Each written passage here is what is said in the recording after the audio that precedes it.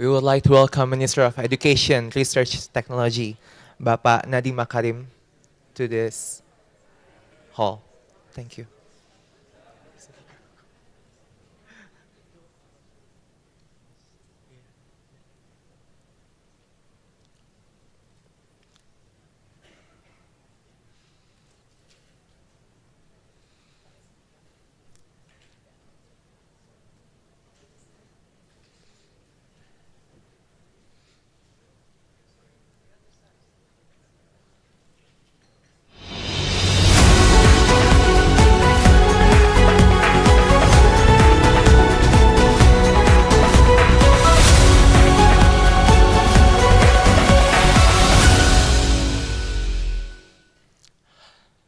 Good morning, ladies and gentlemen. Welcome to the launch of the World Bank Indonesia flagship report, Indonesia Economic Prospects, June 2023, the invisible toll of COVID-19 on learning.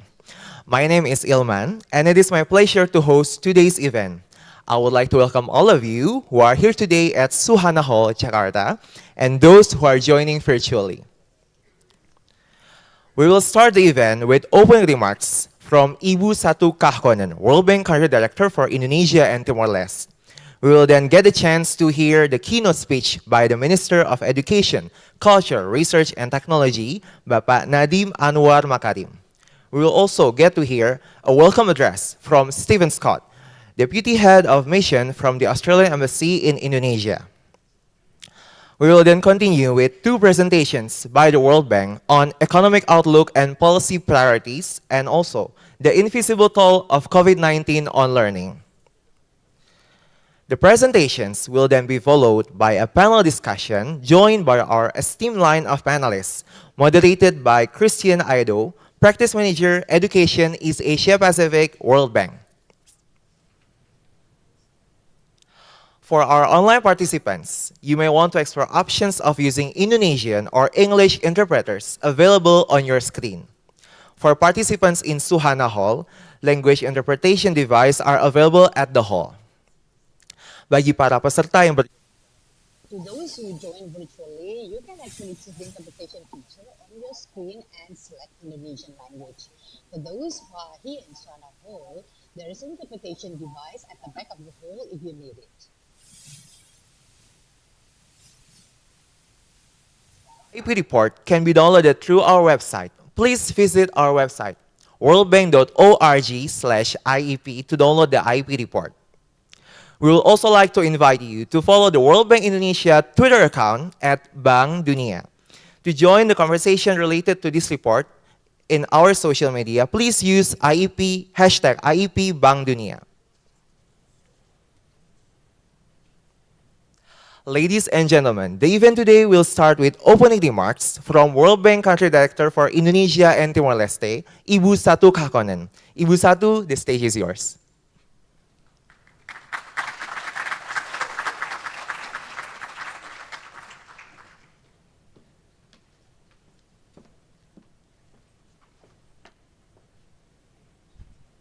Selamat pagi dan selamat datang. It's my great pleasure to welcome you all to the launch of the June 2023 edition of the Indonesia Economic Prospects. And let me start by acknowledging our distinguished speakers and guests. First of all, Honorable Pak Nadiem Makarim, Minister of Education, Culture, Research and Technology. Very warm welcome to you. We are very happy to have you with us today. Honorable Mr. Stephen Scott, Deputy Head of Mission to Indonesia, Australian Embassy. Pak Muhammad Ali Ramdhani, Director General of Islamic Education, Ministry of Religious Affairs. Pak Anindito Aditomo, Head of Education Standards, Curriculum and Assessment Agency, Ministry of Education, Culture, Research and Technology. Ibu Najela Shihab, founder of the Center of Education and Policy Studies, and Pa Sivaje Dharma Negara, Senior Fellow at Yusuf Ishak Institute in Singapore. I would also like to use this opportunity to thank Australia's Department of Foreign Affairs and Trade for their continued support of our analytical work in Indonesia. Ladies and gentlemen, global economic conditions remain precarious. Global growth is expected to slow in this year and continue to be weak in the next year. Central banks maintain tight monetary policy as inflation remains persistently high in many countries.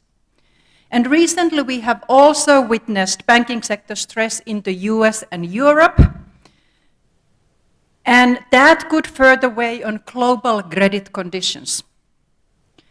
These tight monetary policy conditions, combined with banking sector risks, could further weaken global growth. So global risks remain significant in this year.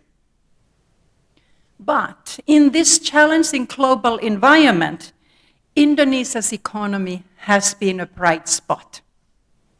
The economy remains stable, growth has rebounded and been supported by commodity windfalls as well as private consumption. Nevertheless, there are indications that the post-pandemic recovery phase is coming to an end and that domestic demand is normalizing. Indeed, imports and investment growths, as well as other leading indicators, have already moderated. Decelerating investment is a concern.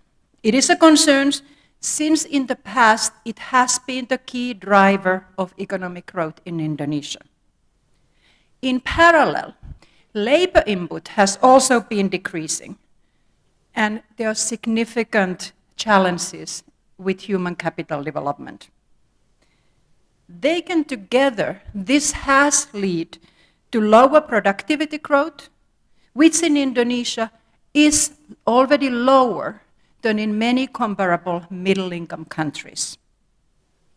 And as a result of these developments, Indonesia's potential growth has been declining.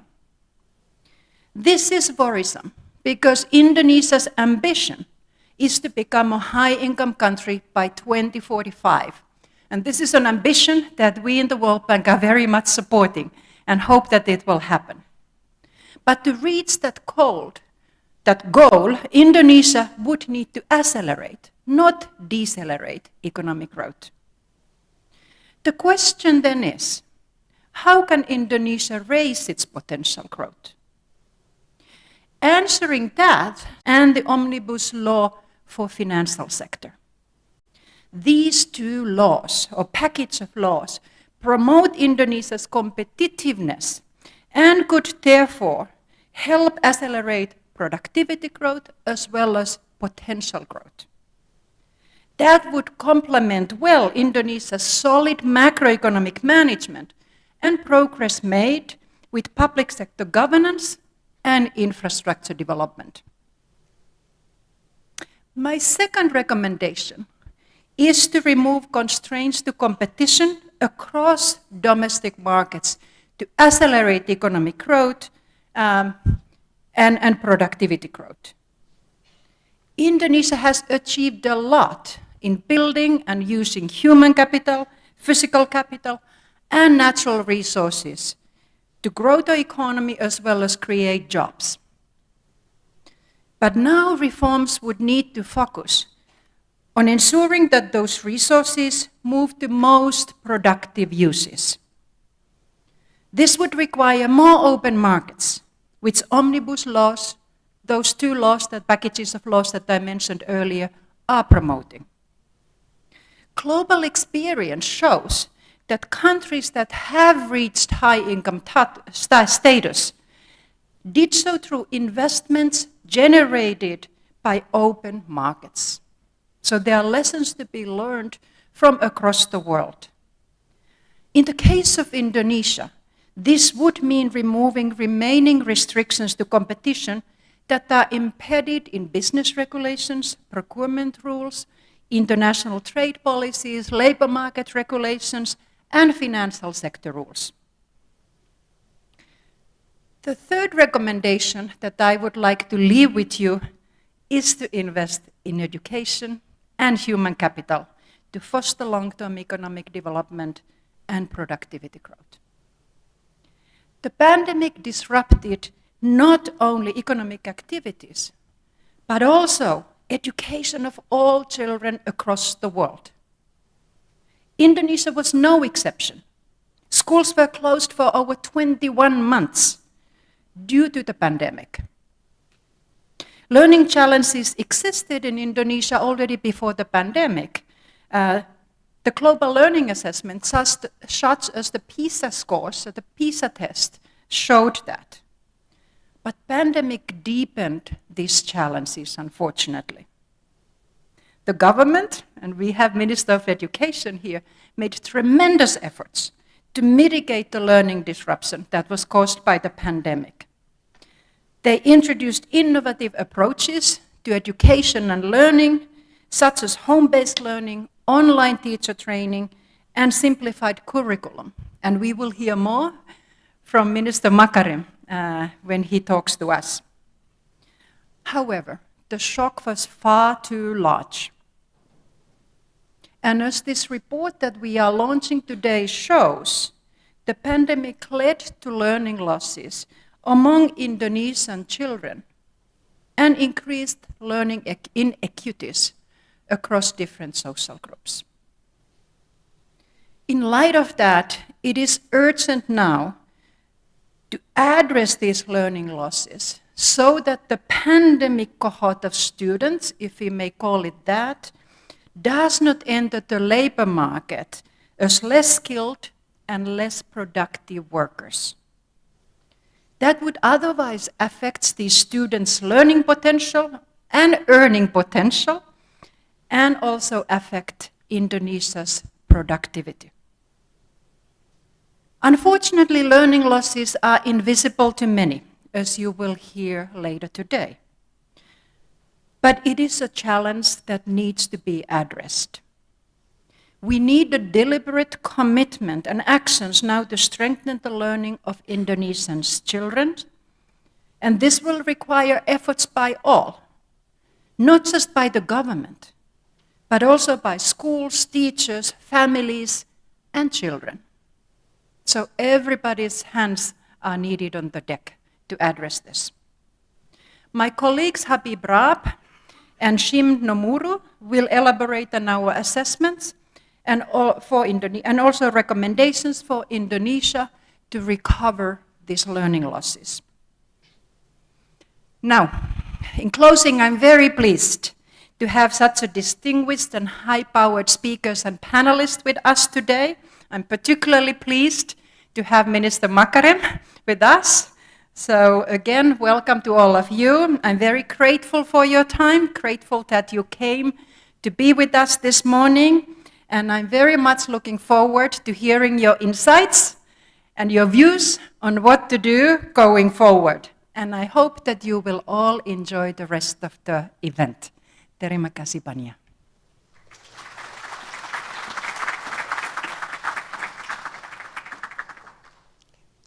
Thank you so much, Ibu Satu, for your remarks. Before we continue to the keynote speech, I would like to remind that for our online participants, you may want to explore options of using Indonesian or English interpreters available on your screen. For participants in Suhana Hall, language interpretation devices are available at the hall.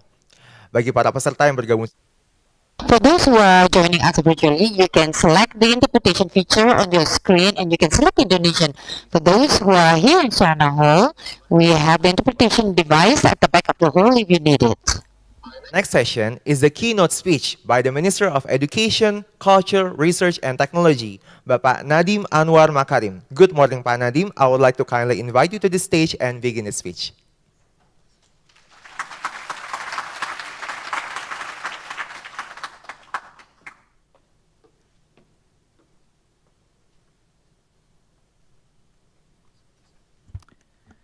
Hello and good morning to everyone here. I was told today's session would be in English, so I apologize to my Indonesian colleagues if they prefer Indonesian. But I would like to first say thank you, Ibu Satu, for arranging this event and also for completing such an important piece of work that I think all people, all Indonesians and global policymakers need to understand about the urgency of reform in a period of learning loss. I want to say, first of all, that Indonesia is not new to learning loss. We may not call it learning loss. All we know about learning loss is a deceleration of learning caused by online schooling. Yes, it's very acute. But Indonesia has been suffering for the past 20 years of lost learning opportunity. And so all the policies that we designed in the Merdeka Belajar movement was actually designed to catch up. So a lot of the policies that you will see are directly addressing the learning loss that was caused by COVID, but even more so, it addresses the learning lost opportunity for the past 20 years, caused by inflexible curriculum, caused by schools and regions not getting the same access as other schools to resources, to teachers, caused by a variety of aspects that really did not push innovation in the education sector to prefer and to really support and defend the schools and the students that were lagging behind. And so the reason why I love that we are openly discussing about learning loss is to make everybody aware that educational systems everywhere need to start focusing on that bottom of the pyramid, on the schools that need the most help. And schools need to focus on the students and the teachers that need the most help as well. That is the only way we are going to raise the overall level of numeracy and literacy and critical thinking all across countries. And as Satu has described, it's the only way of actually capturing this massive economic opportunity for Indonesia to become an economic superpower in the next couple of decades. So let me walk you through maybe a few of the initiatives. First, I will start with the national initiatives that we've done to actually tackle learning loss and to accelerate, but also the initiatives that we've hyper-focused on the lowest performing schools. So yes, learning loss is the title. I like the title. It's very provoking. It says invisible learning loss. I can assure you that learning loss is not invisible to the Ministry of Education. We have known about this learning loss and has been tracking it using our new tools, the Assessment Nasional. So we have on the cloud data from almost every school in Indonesia, a full census, tracking numeracy and literacy across the nation. We know exactly which schools are performing the worst. We know exactly which schools were able to maintain. And so all of this data hopefully will also support these initiatives and how to discriminate and target our very, very limited resources to focus on those schools that need most help. On a national scale, the first thing and the most important thing is actually to change the flexibility of the curriculum itself. If we implement all kinds of reforms and we don't give space in the curriculum, in the policies of the curriculum, to actually catch up, we will not be able to leapfrog back and recover from this learning loss. One of the first things we did with the Curriculum Merdeka was to actually cut material. That's right, you heard it, cut content. Previously, there is this mindset of the curriculum being the place where every type of interest or passion of every high-ranking official just gets put into the curriculum. Let's add some more stuff to the curriculum. Oh, we need this part, let's throw it in there. What the result of that is a massive amount of breadth and coverage that teachers have to implement by policy. They're forced to do it. What happens in that situation is that most teachers are forced to keep moving forward in the curriculum, no matter if their students are not caught up with a subject matter or a real understanding of the subject matter. During COVID, we ran experiments whereby before Curriculum Merdeka was implemented, we did a half step.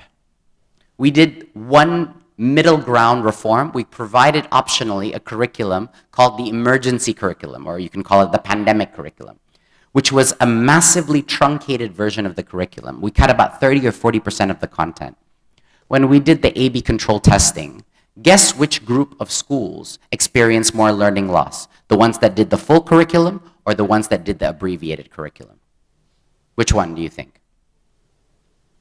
The abbreviated curriculum suffered far less, shockingly far less learning loss. That alone gave us the confidence to move forward with Curriculum Merdeka and put a rest to the forever debate in education. And now we know for a fact, less is more. Less is more. Okay.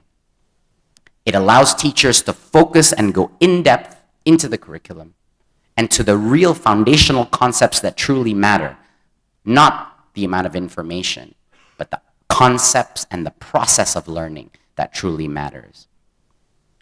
The second thing that we did was within the curriculum is for the first time in Indonesian history, teachers were given the right to move up and down the curriculum according to the level of their students. For the first time in history, a 6th grade mathematics teacher, or 6th grade homeroom teacher, is able to move down 2 years behind to teach 4th grade math or 4th grade reading to make sure that the entire class is caught up. One of the most nonsensical policies, I think, globally is the fact that teachers everywhere are forced to teach at the level what the government thinks a 12-year-old or a 10-year-old should be. It should be at the level of what that school or the students in that school are at. Learning is the same as playing video games. If it's too hard, people give up. If it's too easy, people get bored. Education is no different. You need to find that sweet spot in the middle. And for the first time, Curriculum Merdeka allows schools to move up and down according to where their student competencies are. So this is one of the most powerful tools of catching up, of making sure that that 50% of the classroom who have no idea what's going on in many, many schools across Indonesia are able to be heard, addressed, and brought back to the table. Let's catch up, because you're missing these fundamental learning models. The other thing that we have done is national-wide positive discrimination policies. For the first time with the Merdeka Belajar policy, we changed the funding structure of schools. The government of Indonesia provides direct funding to schools, both private and public schools, in the form of Bantuan Operasional Sekolah. It's called BOS. This is a direct injection of funds based on number of students. Before, that funding was dictated based on simply number of students multiplied by a certain amount of money. We thought that this did not make sense. In places and areas and kabupatens that are where everything is more expensive, getting construction equipment there is more expensive. Getting books sent there is more expensive. The average literacy level of that district is so low. We need to give more money. Okay? Uniformity does not mean equality. You have to give more money and resources to the schools that are playing catch up. And so for the first time, we created a positive discrimination scheme whereby the poorest places in Indonesia, they would receive more money per student than in the big cities, the ones that had access to all these other resources. On top of that, we went all in on the digitalization agenda, not just because of COVID. We utilized what happened during online learning to actually accelerate providing access to digital services and goods.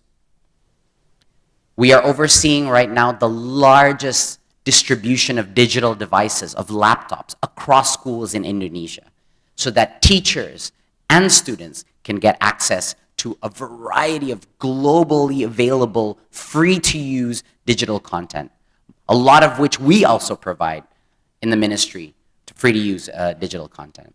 A lot of people just assume when you distribute projector screens and laptops to schools that the beneficiary is primarily the students. It's actually not.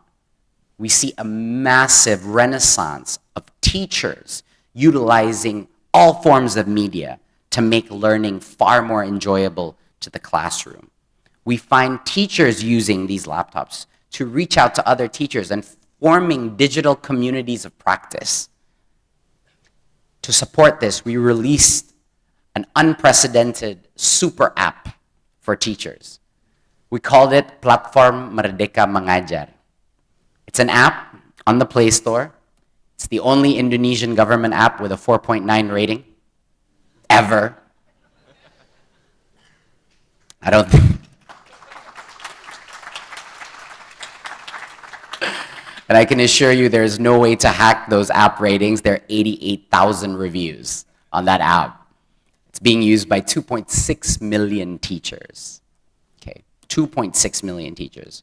What do they do on this app? This means that teachers in the furthest regions of Indonesia that do have internet access, many do not, but most of them do, are able to get the same high quality training content as teachers in big cities. Training that was before restricted to NGOs and government funded workshops that were only in the big cities, only in the province capitals. Now, all of that high quality training content can be distributed massively to all districts across Indonesia. What is most amazing about this app is the fact that, not the fact that teachers are just consuming learning and using the app to transition to Kurikulum Merdeka. My favorite part and outcome of this application is the fact that we have now tens of thousands of uploads by teachers that want to contribute their knowledge to other teachers. Hundreds of thousands of teachers are finding digital communities of practice, and they are finding peer learning groups and doing this all digitally, which has been one of the biggest transformations. And by the way, that's how teachers learn. Teachers don't learn from governments and academics. Teachers learn from other teachers. Also something that I think a lot of governments around the world need to learn about. When it's a craft, you learn from your peers. And that's what you should be facilitating as a government. On top of that, we launched a few very, very specific catch-up programs for the lowest performing schools in terms of literacy and numeracy. One is we call it the literasi program, Buku Bacaan. We broke records in distributing over 15 million storybooks, exclusive physical storybooks, digitally as well for everyone, but the physical ones specifically for the schools that experience the largest learning loss in the most disadvantaged areas. For the first time ever, we distributed books that did not have any explicit link to the curriculum. We use only one criteria. Are these books that any child, when they see the cover, would pick up and start opening? So these are fun books, story books. We distributed them to tens of thousands of schools. And then we taught and provided training to the teachers on how to read aloud, how to do library time, how to display the books in a way that made it appealing. So this push to push for the love of reading has become a primary focus to actually catch up in the learning loss. On top of this, we created, I think, one of the world's largest Teach For. In the world, in America, there's Teach For America, there's Teach First in the UK. Well, Indonesia went ahead and made probably the largest program of its kind. We've sent 60,000 university students already to the most disadvantaged elementary schools across Indonesia to support the teachers, do tutoring in numeracy and reading and in numeracy, literacy, reading, and also training some of the teachers on how to use technology to do their own numeracy and literacy training. We have some initial data on this. I'm not ready yet to share it, but it's quite shocking how much impact sending a few bright university students can be to a school for a period of 6 months, and seeing the levels of numeracy and literacy of the students rising. We don't know yet why. We're trying with the World Bank to figure out what is happening in these schools, that they're seeing this significant increase in numeracy and literacy. But this is a program that we will continue to fund as part of the Campus Merdeka program that will forever change the lives of these university students, but also forever change the lives of the elementary schools that they visit during a semester. So, as you can see, there is this concerted effort to focus on learning loss, and at the same time, to enable Indonesia to never look back again, and to leapfrog to a new era of education, where it's not about knowledge regurgitation and shifting towards real learning happening in the class. When the Assessment National came out, and every teacher was confused about what is numeracy, what is literacy, that was exactly the intended effect of the change to the Assessment National, to send the strongest signal to all teachers that what matters is not how much information you can shove into our children's brains, but the process of learning to develop critical problem-solving skills and to become the goal, a lifelong learner. That is the goal. And that shift, I believe, despite the setback of learning loss, COVID and the pandemic has also created a massive opportunity to actually recover far stronger than before.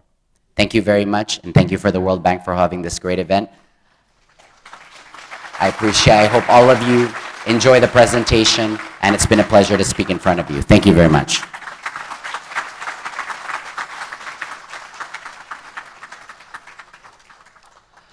Thank you very much, Bapak Nadim, for delivering the keynote speech and also allocating your time for today's event.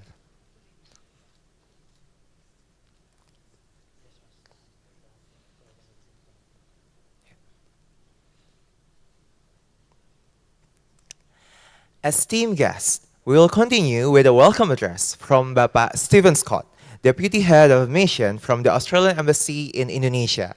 Good morning, Mr. Scott. The stage is yours.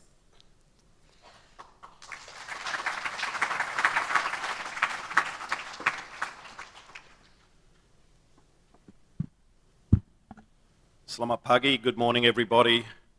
To Minister Nadiem Makarim, who we just heard from. Very hard act to follow, what an impressive speech.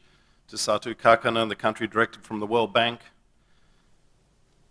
To all the people that worked on the report, to the Indonesia Economic Prospects report is something we've been supporting for quite a while now. We're very pleased to be able to have this edition focus on education. Post-pandemic, we know education's taken a huge hit across the world and also in Indonesia. It was the same in Australia, where schools were often shut for extended periods. So how do we recover that learning loss? And gathering that evidence is particularly important. Here in Indonesia, we are the largest donor and development partner in basic education. Education has always been a pillar of our development assistance here. And as you heard from the Minister, Indonesia has great aspirations to become a developed country and an economic powerhouse in our lifetimes, in our generation. A lot of that will be determined by its human capital and how well it educates its people. That's going to be the key to driving productivity and driving economic growth. So getting education right is absolutely fundamental to where Indonesia will end up in the next 20 to 30 years. We've seen the efforts that the Minister and the Ministry are putting in. We're very pleased to be a partner going on that journey with them. As he said, the pandemic's also created an opportunity. It forced a lot of people to find different ways of working, and that was no different with education. People had to flip to online learning, doing it through various apps and platforms. That also provides an opportunity to give much greater reach and coverage in education, education services. And you can see from hearing from the Minister, that's something they've really taken that opportunity and they continue to evolve the way they approach delivering education here. It's, as I said, it's fundamental they get it right. It's also 20% of Indonesia's budget. So Australia is very pleased to be able to work with the Indonesian government in making sure that spend is done as well as possible and gives the best outcomes possible to Indonesia. It's certainly something in Australia, a huge part of our budget goes on education. We are a developed country, but we never stop that journey in reforming how we teach, making sure that students, when they leave, are workforce ready, have the skills that are going to be relevant for their working lives for the next 30 or 40 years when they're going to be in the workforce. And that journey never ends as economies evolve and change. You're hearing about the digital transformation, AI, machine learning, all sorts of things that are changing the way we work. Professions that will provide the new jobs won't be the same as the ones that were around 20 years ago. So continuing to evolve how we teach is going to be of really fundamental importance. And apologies, I'm going to have to sneak out very soon. We have President Joko Widodo heading to Australia on Monday. We're very excited about that for our annual leaders meeting, taking half his cabinet down, and we hope there'll be some exciting new announcements from that visit as well.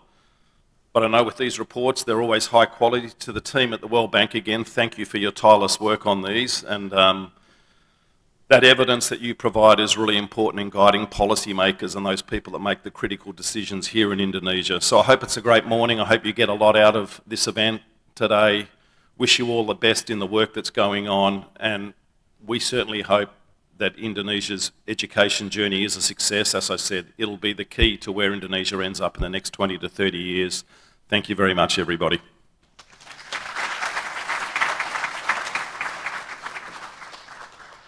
Thank you, Bapak Stephen Scott, for your remarks. Before we continue, I would like to invite our audience to join the conversation in social media. Please follow our Twitter account at Bank Dunia and use hashtag IEP Bank Dunia. For our online participants, you may want to explore options of using Indonesian or English interpreters available on your screen. For participants here in Suhana Hall, language interpretation devices are available at the hall. Bagi para peserta yang bergabung secara virtual, Anda bisa memilih fitur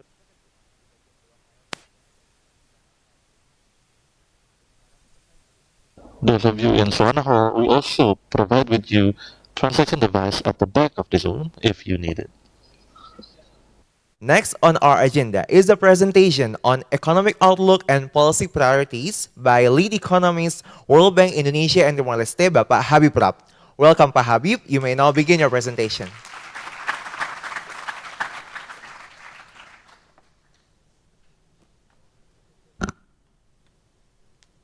Terima kasih Pak Ilman, Excellency Pak Nadim Makarim Ibu Satu, Bapak Steve, who are not in the room currently, and distinguished panelists and dear participants, Selamat Pagi dan Selamat Dat. 3 Ds, disinflation, deleveraging, and de-risking in the Indonesian economy help to build resilience and policy space for the period ahead. And the third message is how Indonesia can build on its macroeconomic achievements to further, and this is a 4th D, declutter the microeconomy for not just higher growth, but also greater economic potential.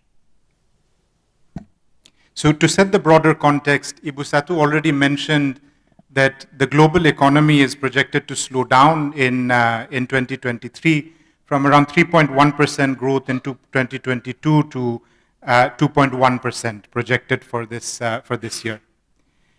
Growth in East Asia and the Pacific region is going the other way. We see a very strong rebound, in particular because of the opening of China, the recovery in the Chinese economy. So in East Asia and Pacific region, growth is expected to increase from 3.5% in 2022 to 5.5% in 2023.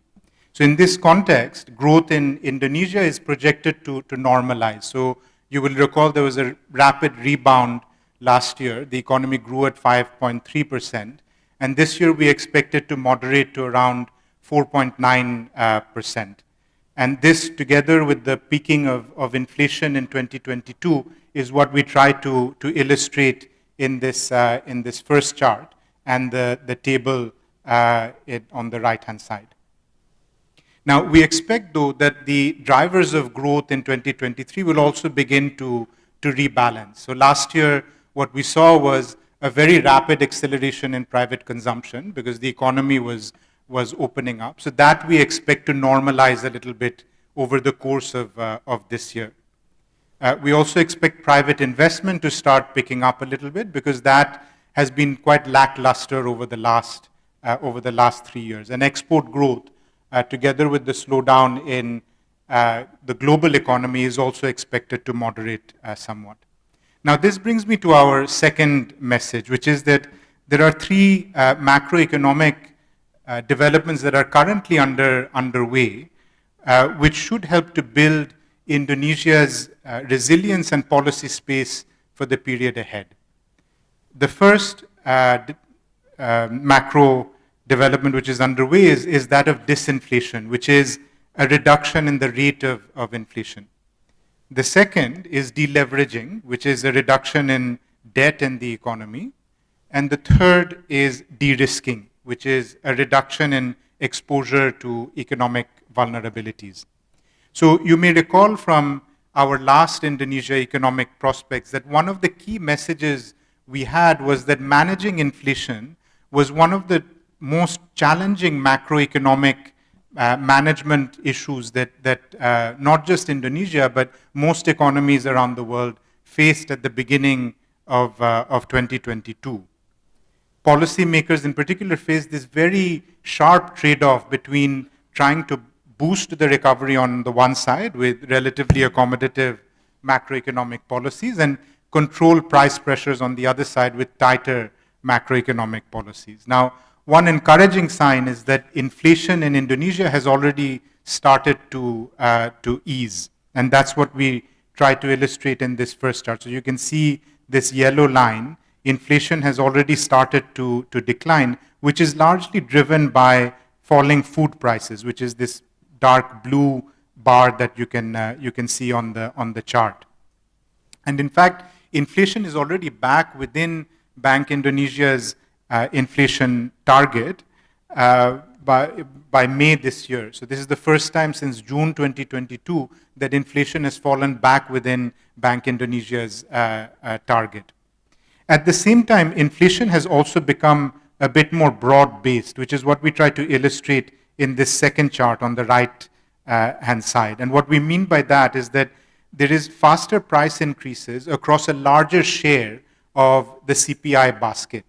So instead of a few items driving inflation, you have a much more broad-based share of the CPI basket that is driving inflation.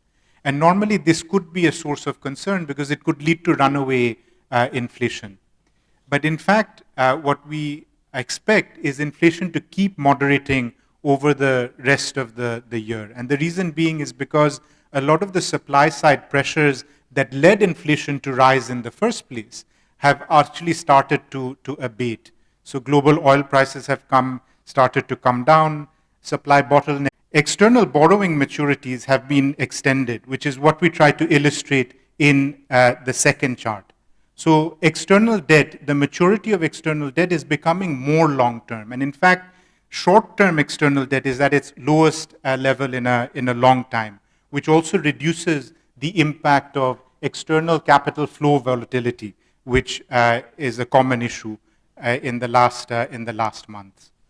Now, a combination of this disinflation and deleveraging has also helped Indonesia to de-risk. What this means is that it has reduced its exposure to external sources of vulnerability. And one source of that external vulnerability is the cost of financing. As developed economies have tightened their monetary policies, the cost of external financing has also increased for many emerging market and developing economies. And that is what we try to illustrate in this first chart here, that the cost of financing as a result of a number of economic shocks, but also the tightening of monetary policy, has risen across economies. In Indonesia, the cost of external financing has risen, but it has remained relatively stable. And that is largely because of the deleveraging that we have seen in the economy and broader macroeconomic stability as illustrated or reflected in lower inflation or disinflation that we spoke about. But the deleveraging has also combined with a current account surplus. So what that means is that not only your need for external financing to refinance your external debt has declined, but your need for external financing due to your current account surplus has also declined. And that is what we try to illustrate in this chart on the right-hand side, that not only has external financing needs fallen, but the sources of those external finances have also stabilized, including from long-term foreign direct investments. Now, I'd like to just highlight two other indicators of de-risking. The first is that even though Indonesia's external vulnerabilities have declined, the buffers needed to absorb external shocks have not. Right? So if there are further external shocks that Indonesia needs to handle, the buffers that it requires to handle those shocks have not declined. In fact, they have increased over time. Foreign exchange reserves have increased. If you look at a broader assessment of the adequacy of foreign exchange reserves using the IMF's adequacy of reserve assessment, you can see that the total of the bars is what would be regarded as adequate in terms of foreign exchange reserves, and the line is what is the actual level of reserves.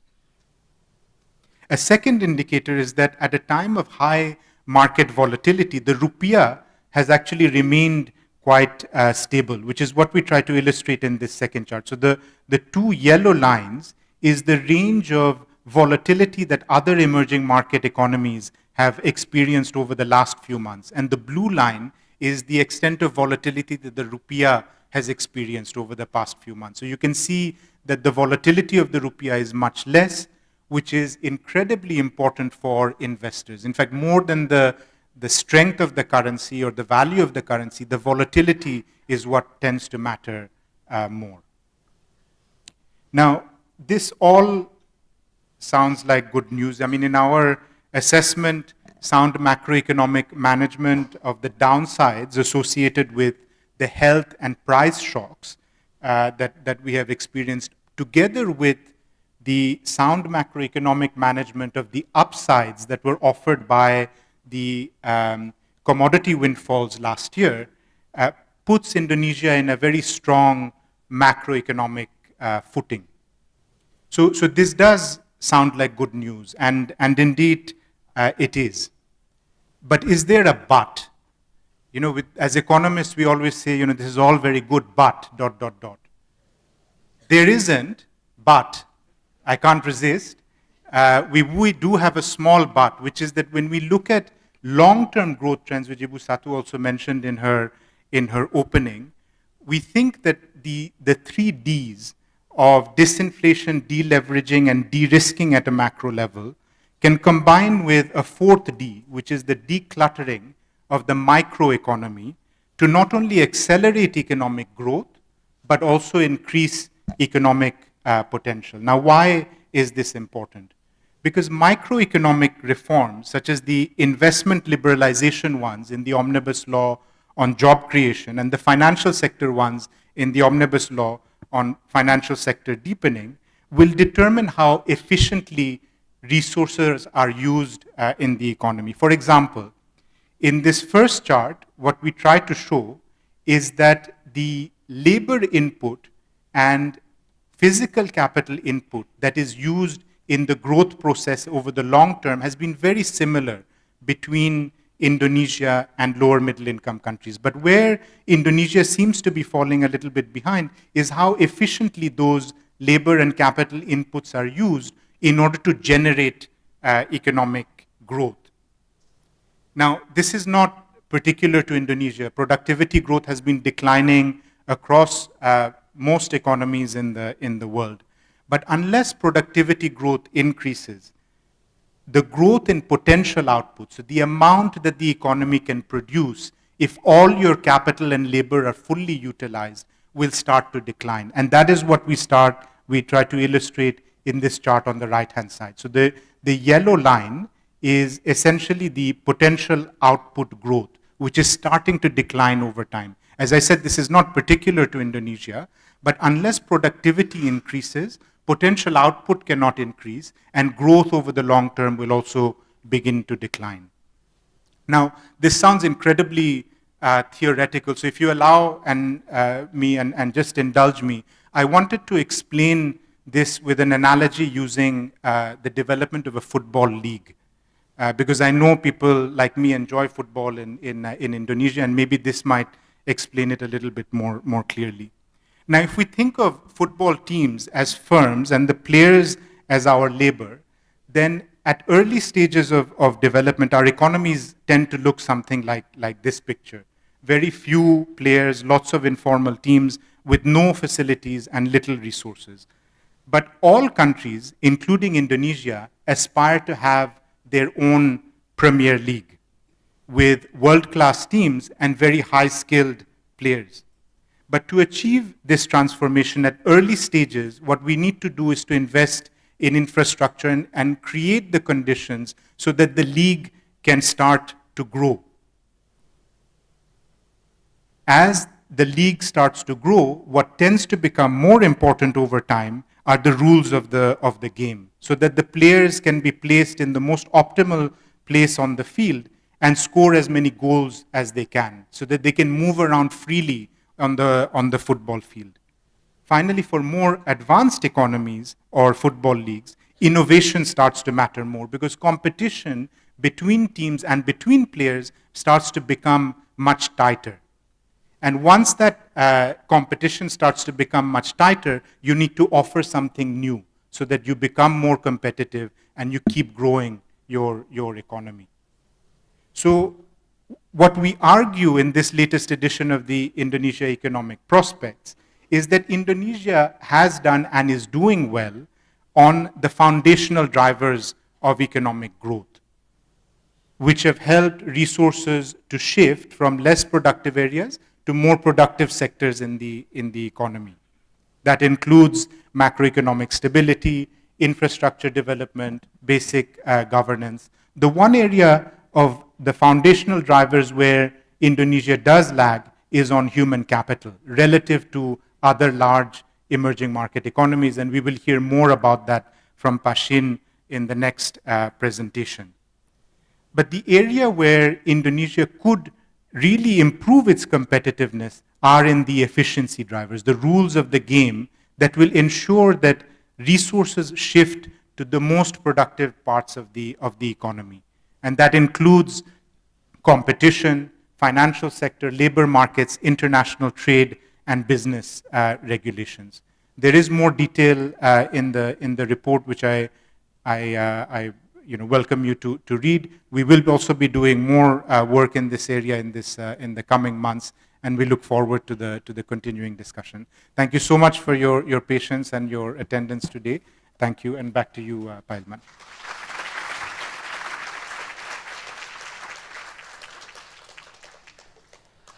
Thank you so much, Bapak Habib, for a very insightful presentation on Indonesia's economy.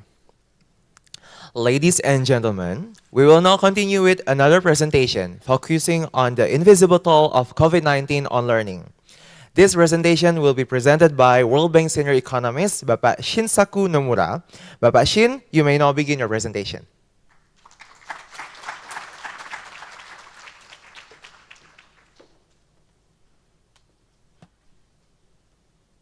Selamat pagi and good morning, everybody.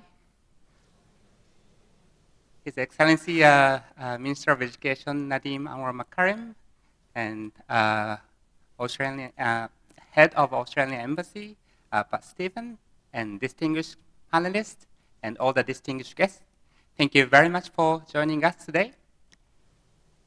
To begin, I would like to first ask everybody to remember and think of 2 years ago today, which is June 2021.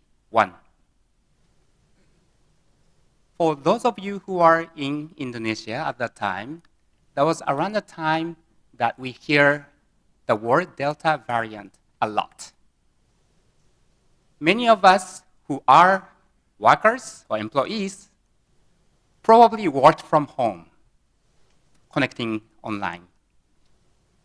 And those who are the parents or guardians,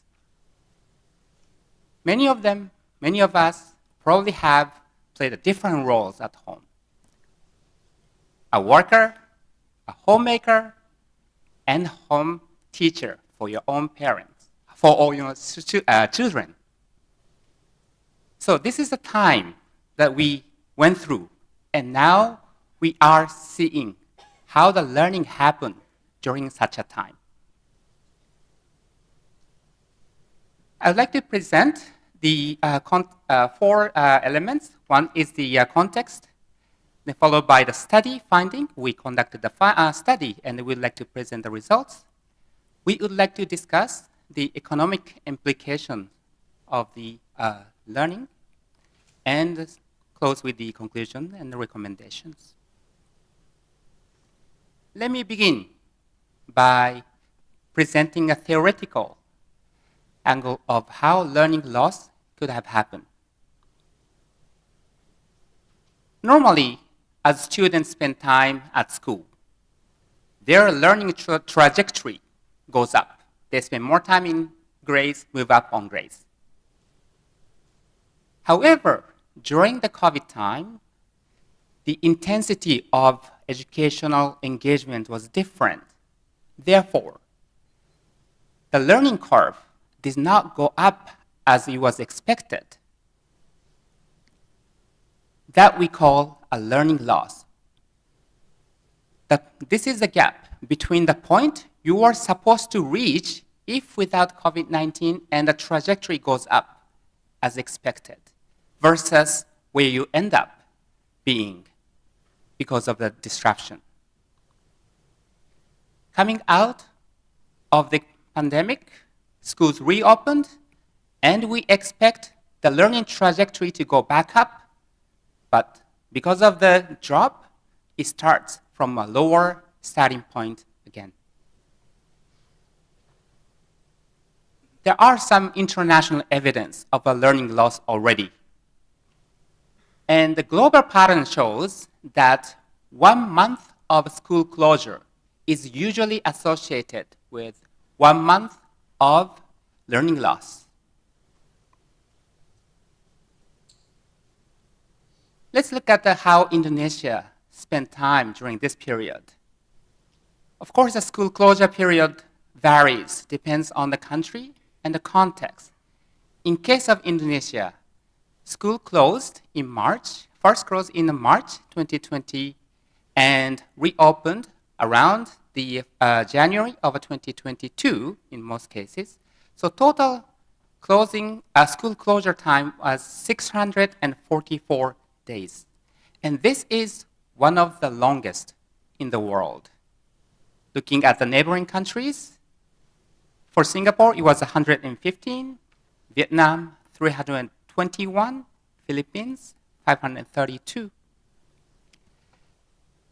Then, on the right panel, we have survey results of the principals and teachers, how the structured learning process was happening during this period. Baseline of 2018, that's before pandemic. On average, there was 1,086 hours of teaching and learning practices at schools for grade 4 of primary education. 2019 and 20, it went down to 825, then further down to 567, and last academic year, it went back up to 941. But as you see, the type of engagement also changed. It used to be full-time, face-to-face, but during this period, partial reopening and online remote learning was much more common. As but Nadim has explained earlier this morning, there has been a lot of initiative to continue with the good education during this COVID pandemic time. The government introduced, such as TV and radio programs. Makarim also said the emergency curriculum to focus, so let the student focus on the specific and important elements of the subjects. There are targeted education financing scheme through BOSS, the school grants, and all the initiatives for online schooling and the online teacher engagement. All this happened during the COVID time. Let's now turn to this study finding. So the World Bank did not, of course, anticipate the pandemic to happen. But we had the learning assessment data from 2019, and it was conducted in March 2019. We took the opportunity of using this as a baseline. We went back to the same school, used the same instrument, and tested the grade 4 students in March 2023. There are a little bit more technical details to make sure that these data are comparable and also nationally representative, including Ministry of Education, Culture, Research and Technology schools, and also madrasas and education institutions in Ministry of Religious Affairs. Findings. Based on the findings, we discovered that approximately 11 months of learning loss was found among grade 4 children at national level. There are some few variances. For math, the loss was 11.2, and language, it was 10.8 months of a learning loss. So these are the grade 4 students. These grade 4 students were in grade 1 when the pandemic started and the first school was closed in 2020. They experienced school closure time in grade 2, grade 3, and this is a year. I put this Indonesia in the earlier graph to compare is international, put in the international context. So, 644 days, or 21 months of school closure, and 11 months of a learning loss. That means, despite having one of the longest period of a school closure in the world, Indonesia's learning loss may not appear as large as the global trend. However, we observed the increased inequality. On the left side, we have a gender, and we did not see a clear tendencies. Men lost more of a reading, women, girls lost more of math. No consistent pattern here. However, when we look at the children of different backgrounds, comparing the top 20 percentile of wealthy families and the bottom 20 percentile of poor families, the ones that are from students from poor household backgrounds had a much larger learning loss, which is equivalent to 18 months in math, and 27 months in language.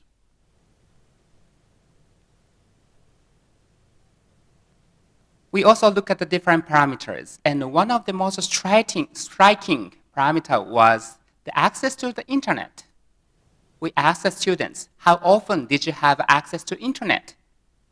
And answer was often, sometimes, rarely, or never, compared to those who said, I often had access to internet.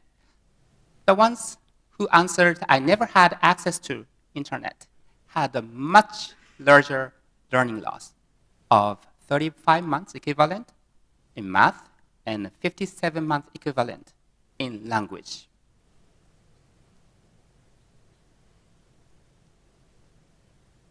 We also look at the health-related parameters, since this was a pandemic that has health concerns. We ask if students had experienced any sickness or death of family members or somebody close. There are statistical difference, and those who said yes to having sick family members, there was a statistical difference in the learning outcomes.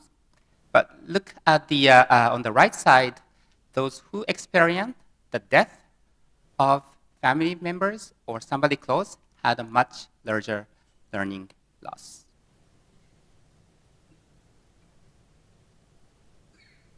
So based on this, we wanted to discuss how this learning loss will have an impact on the economy and the long-term growth. There is a data on how learning levels contribute to the earnings, lifetime earnings.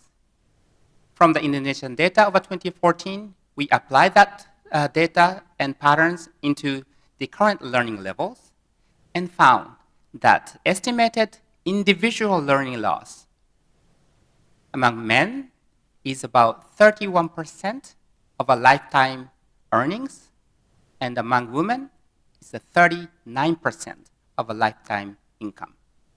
If this situation continues and the learning loss is not remediated.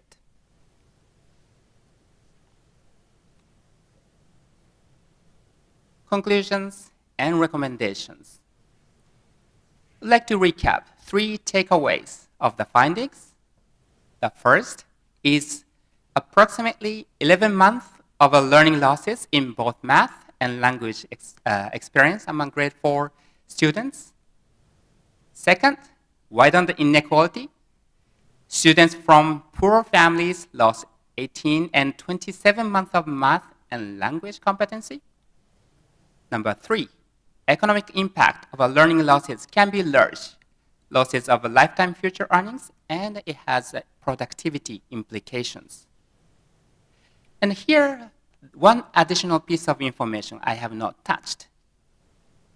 We asked the teachers and the school principals about awareness of this learning loss. And majority of the teachers were not aware of the differences in the students' performance. So, the minister clearly said that the ministry is fully aware, and we fully understand and we fully support. But it is important that this should not be invisible to the teachers, subnational government officials, and also the parents and the communities. We should know there is an invisible toll caused by the pandemic on the students' competency level, which affect their earnings in the future and the productivity of the economy. As we already heard from the Minister of Education, there has been a lot of efforts observed from the government of Indonesia through the bigger reform program, but with the specific interventions for the learning loss recovery purpose. We know Merdeka Belajar overall reform, which has Merdeka Mengajar, the teacher support program, curriculum Merdeka, as he explained, simplified, and flexibility, and a platform to support the teachers to allow new curriculum engagement. Based on that, our recommendation, we have 3 parts. And the first set of recommendation is initiate deliberate actions for learning recovery now. And by creating political commitment, allocating resources, and engaging stakeholders.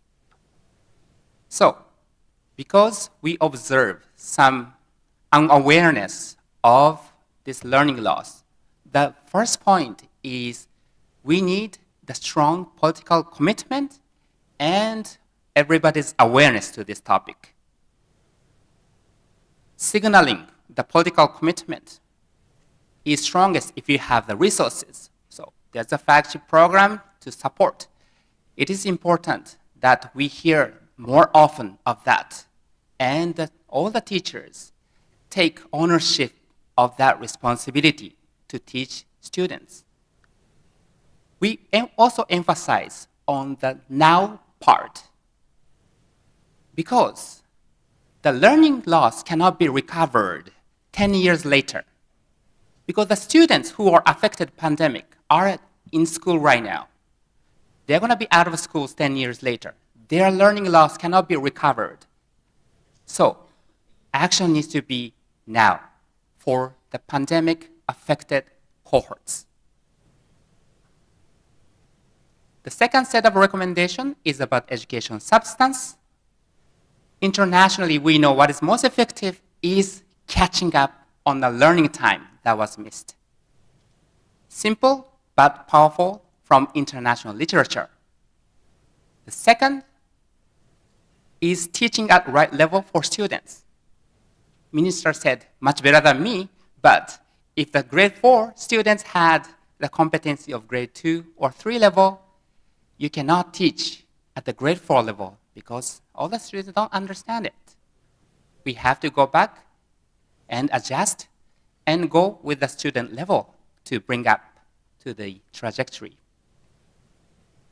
We also need the regular tracking of students' performance that allows teaching at the right level effective.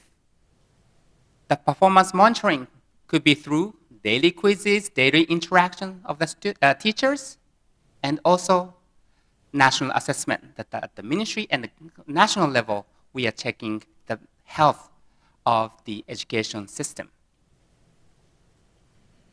The third set and the last set of recommendation is address inequality in learning.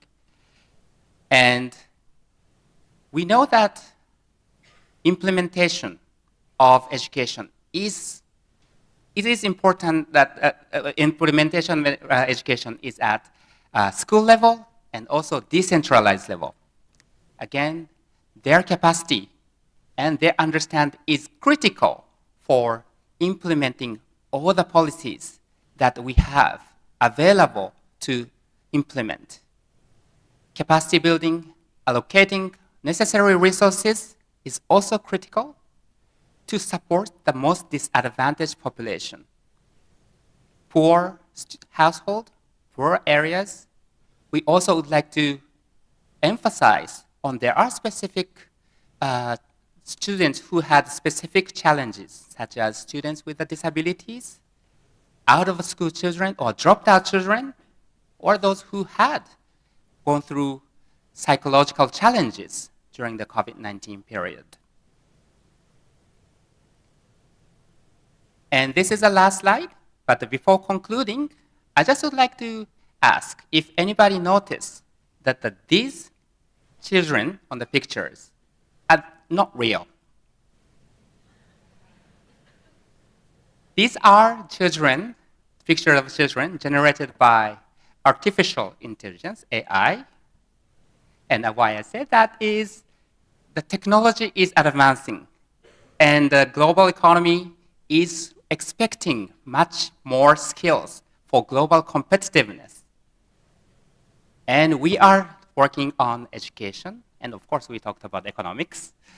And our students we are looking at in school today will be the next leaders to advance in the technology and lead the global economic growth. It is important to focus on the learning recovery and make them accessible to these opportunities. And with this, I would like to thank you very much for your attention. Terima kasih banyak.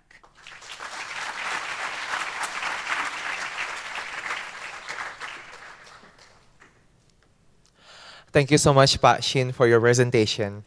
Ladies and gentlemen, we will now continue with the panel discussion on pathways to learning recovery and a more productive future for Indonesia's children.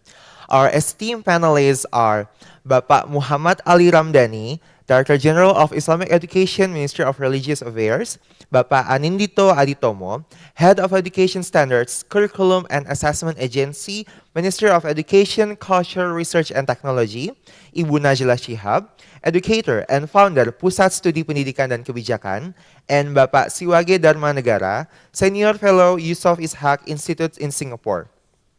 One last reminder, for our online participants, you may want to explore options of using Bahasa Indonesia or English interpreters available on your screen. For participants in Suhana Hall, language interpretation devices are available at the hall. Bagi para peserta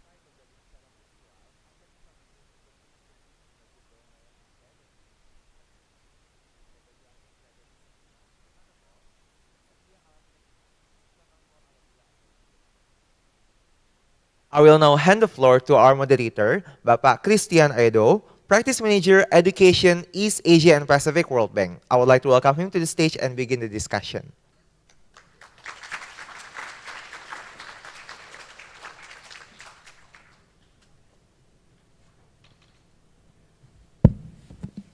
So, salamat pagi, good morning everyone, and welcome to the panel discussion. I would like to invite the panelists to join me here in the stage. So we have in the room here today, we have Anindito Aditomo, so please if you can join us up here. And also we have Ibu Najila Chihab, so if you can join us here.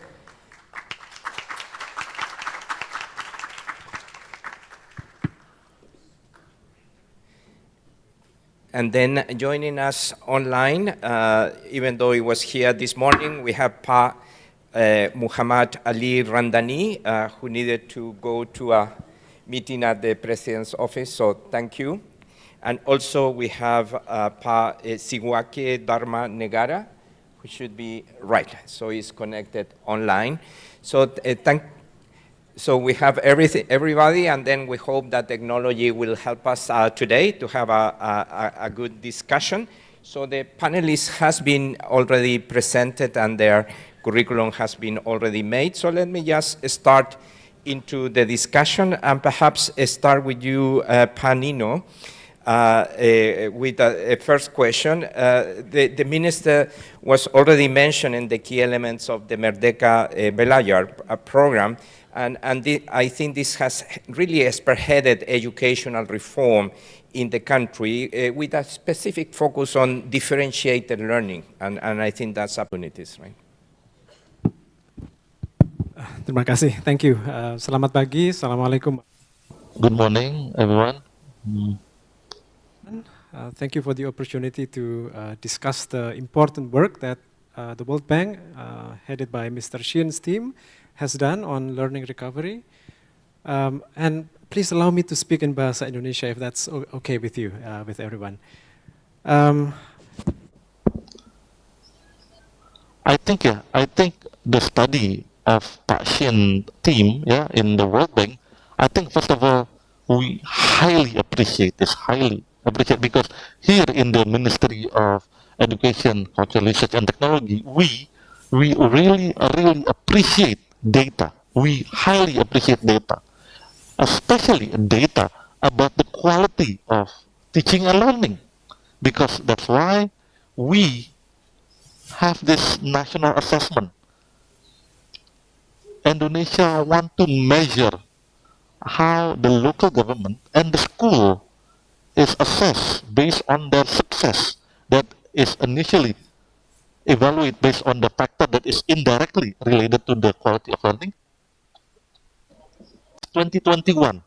So we have a national assessment first amid the pandemic, amid school closure, and the second is on the 2022. 1 year in the pandemic, several months after the school reopened. So the data is encouraging. It gives shining light, basically. Even though reopening for a few months, we see growth of school quality, literacy, and numeration, numbering, especially in the elementary and junior high school. So this is the data that we will share soon in the next few weeks. The update, we will have a launch of the result of national analysis 2021 and 2022. So in general, overall, the outcome is positive. There is a learning recovery that we see happening. Yeah. Mm, um, the implementation. If you ask about the implementation, of course, the challenge is reside in how do we engage all element in our education system, especially in the schools. Yeah, this is important because together we need to first agree. We need to agree. We need to rethink the objective of education. Yeah. So that's the first thing that we need to do. We need to convince everyone, especially the teacher in the school, the principals, that the success of education, what are the indication? It's not whether you finish the curriculum, no. It's not whether the textbook is completed, given to the student, no. But whether that our students learn something new, compare the first day they go to the school. That is the most important matrix of education. Yeah. So first of all, that's what we do. We need to convince everyone. Yes, look, this is important. This is the objective. This is our common objective. Number two, the shift of mindset requires support by various supporting factors. In the ministry itself, we provide a lot of resources to help schools and the teacher to conduct this reform on how they teach, yeah? Especially the tools, resource that we provide in the Merdeka Belajar platform, the Merdeka Belajar curriculum, reflection tools for school to check the quality, the rapport of education performance. So each government, local government, each schools can reflect on how they deliver their quality of education. Yeah, many things we provide, a lot of opportunity to reflect and improve their capacity and improve the trust and their confidence. The teacher and the schools and also the local government to support the schools. But we need the local government to meet the school halfway. Yeah, this is what we need to solve together in Indonesia education system, not directly managed by the central government. No, we have a decentralization approach where schools and teacher is managed by the local government, subnational government. So it is not employee of the ministry. No, schools is also not managed by us. The teacher, principals, the schools itself is managed by, it's different format for the madrasah, religious schools, but the rest is managed by the subnational government, local government. The next challenge, we need to hand in hand with the subnational government to shift the mindset, change the paradigm. Number one is about the objective. That's what I said earlier. And number two is about the role of the government, local government, the subnational government on conducting the reform. But again, those indications that the Merdeka Belajar policy start to show result, I have to say yes, based on the national assessment, 1 year after COVID, we see growth. And of course, from the massive adoption of the policy of the Merdeka Belajar curriculum. Yeah, those of you who maybe not aware yet, we developed the curriculum in 2020 before the pandemic. Even we trial them in 2021. We have a pilot in around 200 schools all over Indonesia. Not only the average schools, yeah, not only schools in the big cities, also the remote areas as well. So we then offer this voluntarily in the schools and madrasah, the religious schools, in 2021. The one that adopt voluntarily is around 140,000 education units, almost half. In 2022, we still offer them voluntarily, and there's additional 160,000. So if we calculate, compare with the formal school population, we have 80%. 80% voluntarily adopt the Merdeka curriculum. So this is also an indicator, right? That what we provide, what we initiate nationally, it is welcome. A lot of local government leader, a lot of schools feel the benefit of this curriculum. And they start to make their own initiative to implement this in their own schools. Yeah? So a lot of challenge, yes, of course. But we see a lot of hope as well.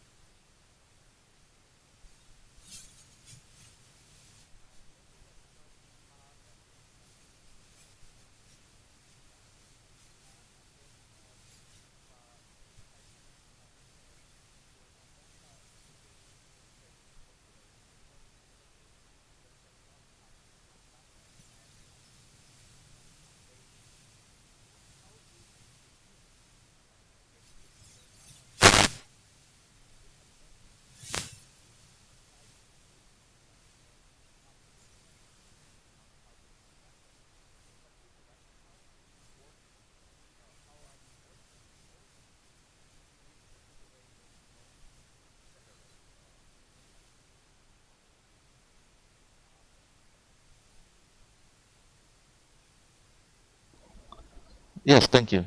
I hope everyone can hear my voice, yeah? Okay. I will try to again capture the question from the moderator related to our joint effort to avoid learning loss. I would like to share a little bit before the pandemic in 2018. Yeah, we see that the ability of Indonesia students, the literacy, numeric and science averagely in national, we monitor them decrease year to year. In 2018 even, we have a data that Indonesia is in the 74th of 80 countries, yeah, that participate in PISA. So based on the research by Innovasi, we also show that number of learning loss that is quite significant, 40% for literacy, around 55% for numeric.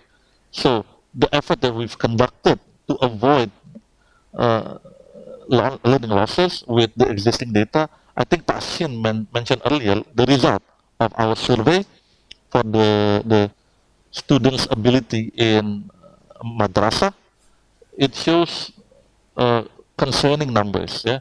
So the pattern that we built both in madrasah, both private or public, we would like to first understand the dynamics and the strength of our madrasah, our schools. So we create a differentiated learning approach. So we translate the Merdeka curriculum, especially for learning loss. So in this phase, we need professional teachers that have the ability to conduct assessment to the students, and then we create cluster of skills and abilities of students. So the touch that we conducted, the intervention that we conducted, that the students need to achieve minimum standard. We try to build a model learning process that is fun, interesting to the student, and align and according to the student skill and interest. To avoid learning loss, the result of the cluster, we divided into several student groups. We have different address handling to them. We have a lot of remedial. We have additional education hour. and modify the curriculum, emphasizing on the substantial aspect. And then next, we simplify the curriculum, especially the content, so that the remedial process, additional study hour, does not add additional resource needed. Yeah, and then for madrasah, we currently develop a learning process that's basically leaning towards a fun learning approach. We see in the education world, especially globally, we have pedagogical approach. We try to develop a concept that we know as pedagogy. Pedagogy basically giving ability to the student to learn independently and flexible. And the ecosystem of learning we understand not only in the school itself but also at the house. The role of the parents is a significant role for recovering in the learning loss. We also invite all peer students among students here so that they share knowledge to their peers using their own language, and the most importantly, they open their mind based on the peers. So we hope we build a bigger education ecosystem, not only in the madrasa. So we hope we can generate students that can independently learn throughout their life. It is, of course, depend on the effort of the student itself, and then we hope also a continuous improvement. The recommendation from our side as model of strengthening of education, number one is a gamification game. We hope there is a curriculum that create gamification ecosystem, make everything more fun, but complete and comprehensive. Students need to finish all the games. Yeah, and the source tools of education that we have right now virtually, of course, but of course we need to monitor and guide students how to use it. Like, we need to teach them about ChatGPT, Bing, and all the other available tools out there, and we would like to uh, engage students experience in this project-based learning concept that basically invite all peers and students, yeah, those that do not experience loss, those who experience loss, help each other. Yeah. And also important, interactive learning model. We can use multimedia technology and etc. So yes, today we have a lot of disparities, especially in the devices smart gadget ownership that can support education process. Mm, and hopefully in the future this kind of disparity can then be addressed, but the effort to increase and improve the result of education both in private and public madrasa or religious school, we hope we can customize based on the local strength. We can create a differentiated education climate, basically. So I think that's all from me. So I apologize, moderator. I really need to leave because the meeting with President will start soon. Thank you very much. Assalamualaikum and may peace be upon us all.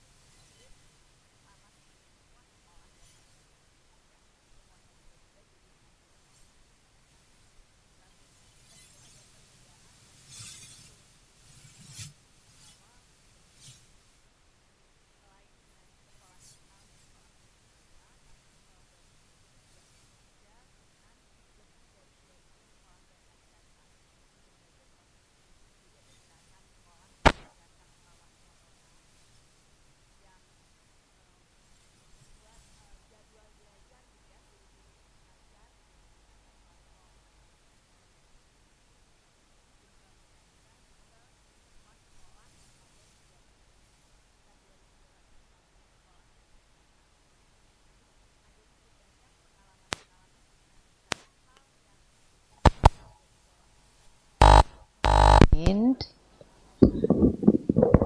that, like Novi said, for the Indonesian education ecosystem, the takeaway was collaboration between the stakeholders, from the parents at the school level with the teachers, up to the central level with the Ministry of Religious Affairs, Ministry of Education, and all technology platforms and other education platforms that provided the contents with the TV and radio programs as well.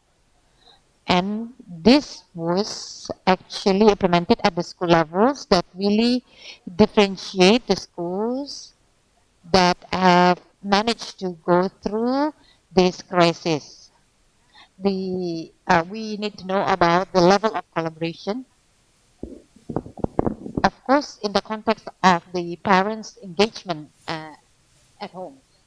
I can give you like description. One thing that is the happiest news from all the bad news that we've heard is the father's involvement in schools and madrasa where we collaborate with. The father's engagement through the technology has been increased. For example, the number of fathers that mentor the students that study at home. Before the COVID, it was 2%, but during COVID, it went up to 35 to 45%.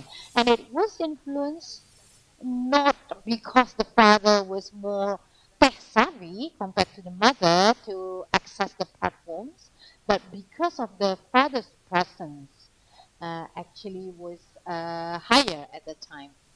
And it became one of the lesson 10. So when we talk about the recommendations for home-based learning, we don't have to think that it's only mothers that need to be involved and it will become an additional burden for women. But fathers' involvement in education, at least the understanding from the parents for the education goals, can be actually taken together. And I've talked a lot about the foundation skills, literacy, numeracy, and we also talk what the teachers need to do. But in our approach in Chika and Muda Merdeka schools, we really see that the main indicators will be influenced by the students' ability to learn. This is the essence of the learning freedom. So it starts from the teachers and what the schools actually teach, but also the students' ability. So, and then it can be, there's a freedom for them, but it can also they can become trainable and then long time learner that it was already mentioned in economy. In our madrasa and school, we track the data. I have some data that I can share. During COVID period, about 95% of students access the learning sources that are outside of the learning sources provided by the teachers. That is a good news.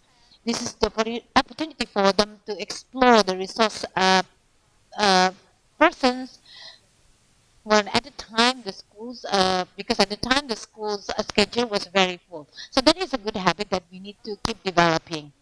70% of students are very good in their learning process. So they made their own schedule and stick to their schedule consistently.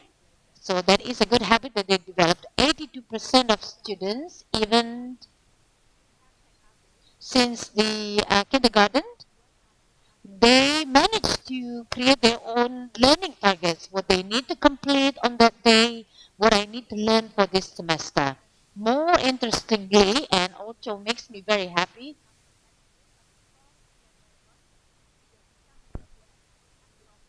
and the learning process much better during the COVID-19 period. And this is more interesting, 80% of students have the ability to assess themselves. That is what they that really match with the teacher's assessment. So this is the learning freedom that we are actually targeting, and we need to keep developing this when we talk about the education quality and teaching and learning process.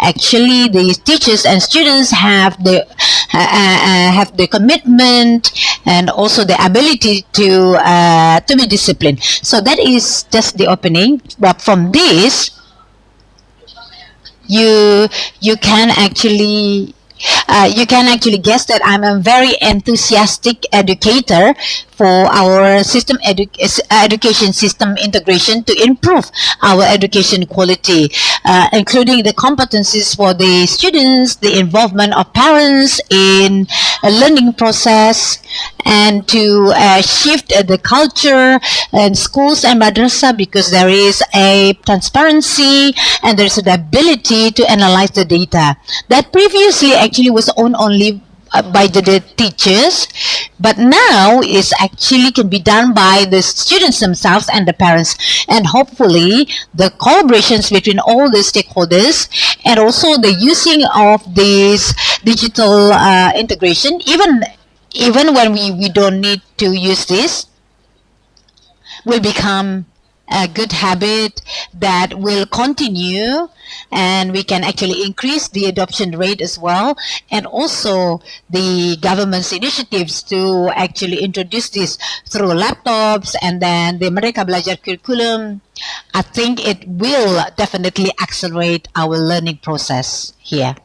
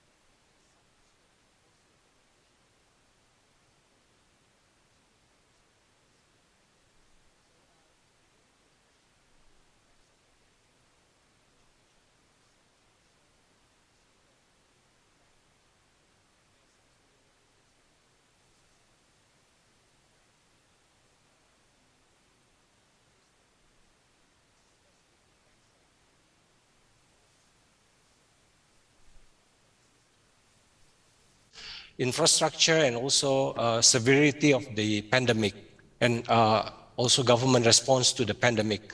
So in Southeast Asia, we know that many government implemented school closures as a preventive measures to control the spread of the virus. And then there's also transitions towards the online learning, home-based learning. And this transition there are some challenges, and there are some also disparities in terms of the ability of countries in terms of implementing online learning. And we also see that there are some impact on the educational outcomes, like educational inequalities, for example. In particular, many students from this disadvantaged background, including those in rural areas, they have difficulty in terms of the accessing online learning, and also because of their limited access to the digital devices and the internet. So this actually has already mentioned by the previous speakers. So a lot of disruption caused by the pandemic in terms of the educational instruction or delivery. And this has resulted in significant learning loss for many students. And we noticed that the pandemic also has triggered some significant impact on mental health and well-being of students because of anxiety, isolation, and stress related to health crisis and school closure, changes in the learning routines. Those affected students, and also their ability to focus on their studies. So in some cases, in some households, we see that because of economic challenges faced by the families, some students have to drop out from the school. And yeah, of course, after dropping off, it is difficult to bring them back to the school. So this is the big challenge facing some of the less developed countries in the region. So we also see that the pandemic has prompted many governments to reevaluate and reform their education system. We have heard this morning from Pak Nadim that Indonesia has also introduced the emergency curriculum and also the digital application to support or basically to facilitate the online learning and basically reduce the burden for the teachers and students. So those are the reform that triggered by the pandemic. So the second question on how do you how Indonesia is unique, I think well we know that in Indonesia we have a very different challenges in terms of the number of students, and we have a wide range of regions that we need to serve. So in Indonesia, we deal not only about the geographical challenges, but we also have the problem of the, it's not a problem, but the challenge of dealing with regional disparities. So for example, I think the previous speakers mentioned about the different cost of living, different infrastructure across different regions in Indonesia. And this bring diverse challenges, and also cause some problem in terms of unequal access to education, particularly in remote and rural areas.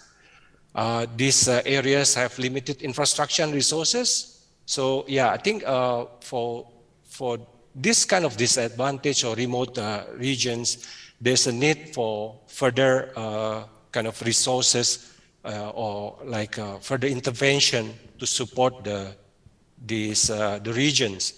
So yeah, I think in general, we see that the pandemic, the response for many countries in the region have been quite different. They actually depends on the capability of each government and countries, the resources in terms of dealing with the crisis. So yeah, I think I guess I just stop there, and yeah, I hope that it can maybe trigger follow-up question.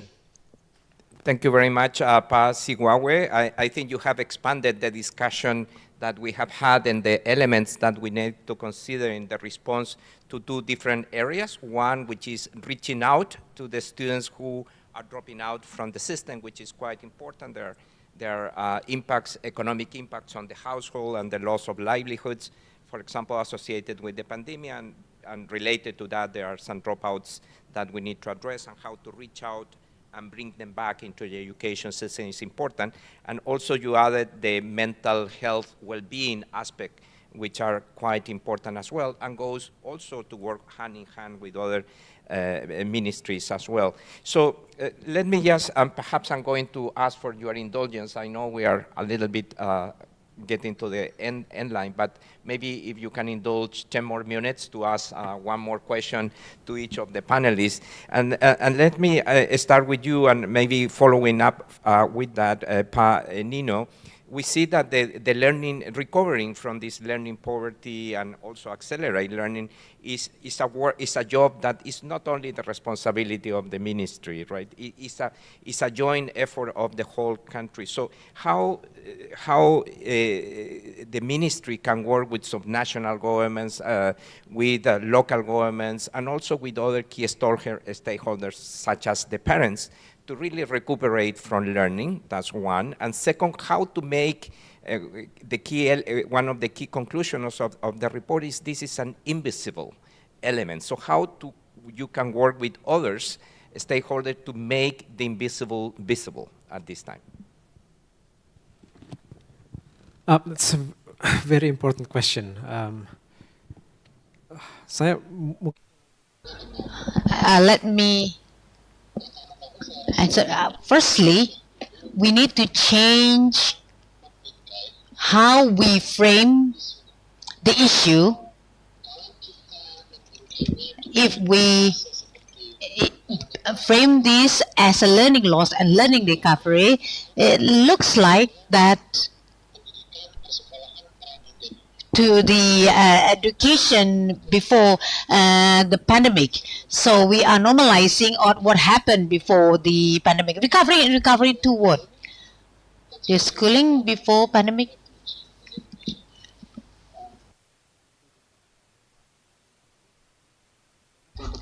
I think like what the minister has said earlier, the learning crisis happens way before COVID. COVID made us talk about it, yeah? But actually, the crisis does not happen because of COVID alone.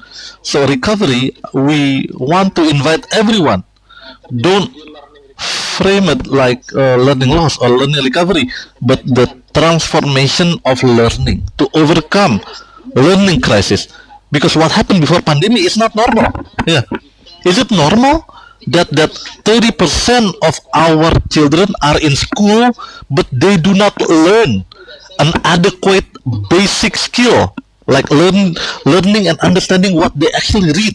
Yeah, that is not normal. Yeah, one thing that is important that we are trying to do is we want to change the principle, change the paradigm.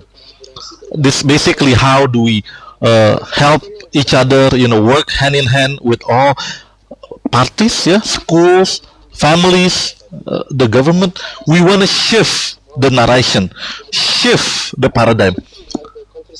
We want to shift the conversation, learning recovery to transforming the education system to overcome the learning crisis. Yeah. So again, like number two, how do we do it? We provide the matrix. Yeah, like what the minister earlier said. I mentioned slightly earlier as well. The role of the central government is to define the objective. Where's the objective? Yeah, what is the objective, and how do we measure? How do we evaluate? Because the management of school is not in the central government; it is subnational, right? But the subnational government should be able to see clearly the objective. Yeah, that is what we're trying to do in the national assessment and the education rapport. Yeah, these are the two main program in the Merdeka Belajar redefine the objective of all effort that we are currently doing. So the hope, the wishes that in the future, in the next few years, all the element, including subnational government, parents, schools, all of us have clarity about the objective of education. Yeah, not solely putting kids in school. No, not solely what do you call it? Just tell tell what's inside the book and then do the test. No, like Ibu Ella mentioned earlier, yeah, to be able to create a new generation, next generation that is basically a lifelong learner. This is more beyond literacy and basic numerical. No, but values disposition that prepare our kids, our children to be world citizen, learning to live together. That's the classic framework of UNESCO, learning to live together in a global democratic citizen. That's two, right? So one, to redefine the objective, and campaigning about it massively. And number two is provide the matrix. Yeah. So we really holding schools and district accountables. Yeah. Number three, is of course providing the tools, right? Providing the supporting tools. We have the Merdeka curriculum. We have a lot of textbook tools, classroom assessment that we provide through the Merdeka Mengajar platform. Access thousands of time by thousands of teachers all the time. The resources provided to them so that we level the playing field. Now all teachers have the same access to the same quality of education material. I think that's all from me that we conduct so far in the national government. Thank you. I think that the transforming of students and teachers.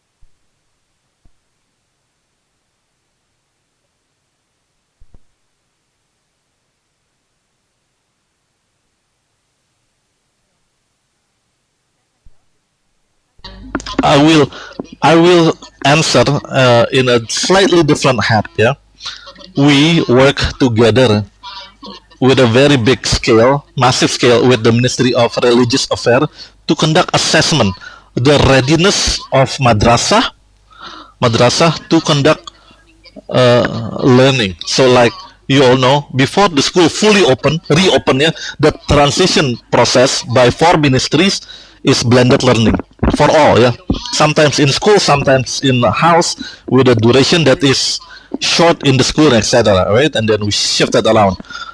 Of course, the result, Pak Ali is not here. Pak Ali can confirm this, that the result, the madrasah readiness is very low. Very low, yeah.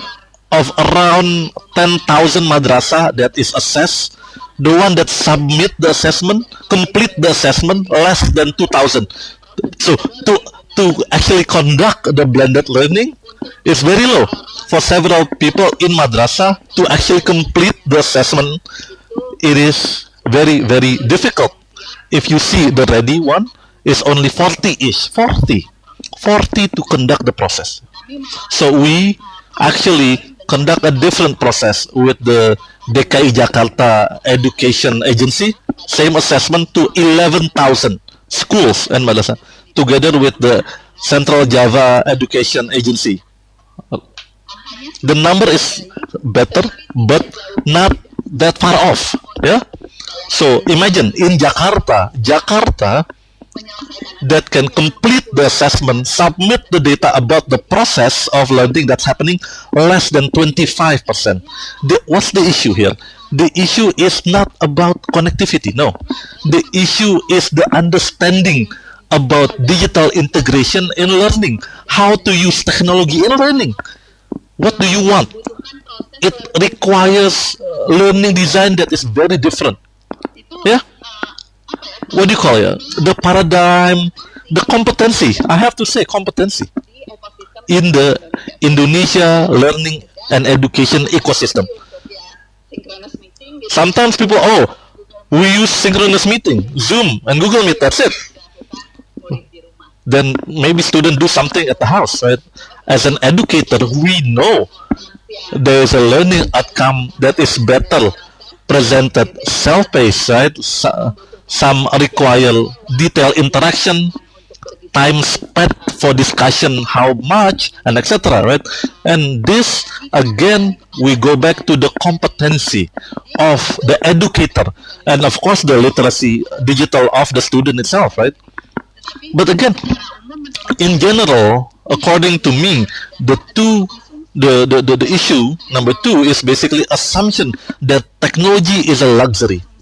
It is an assumption that technology is only used optimally by those are lucky, the lucky few. In Indonesia, we need to agree, at least in this room, the technology is a must, a need, and we need for those who are needed the most marginal one. We cannot improve the competency of teacher multiple time, exponential time, without the collaboration of the master teacher in your school. Yeah, we have dual teaching. We have a master teacher that will help the teacher in the school, yeah, to facilitate the learning process.